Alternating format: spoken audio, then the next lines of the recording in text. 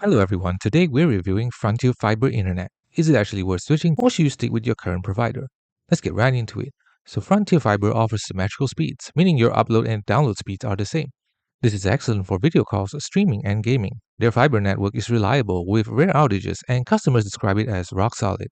The 500 plan is especially recommended. It's considered one of the best value internet plans in the US right now. Plans ranging from 500 Mbps up to multi-gigabit speeds, which is more than enough for most households. Here's the deal. Frontier uses introductory pricing to attract new customers. Your first year will be cheaper, but expect prices to increase after the promotional period ends. Make sure you know what the regular price will be before signing up.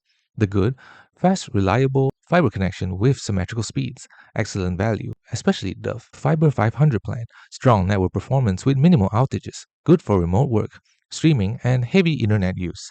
Available fiber coverage is expanding. The bad, customer service is a hit or miss.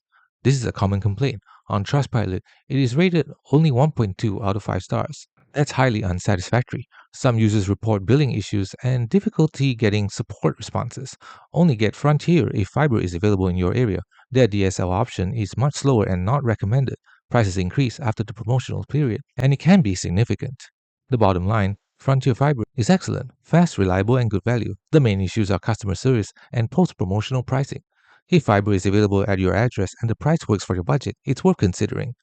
The final verdict, it is worth it if you're getting the fiber option and can lock in a good promotional rate. Just avoid their DSL service and be prepared for the potential customer service headaches. For the actual internet performance, it is a solid choice.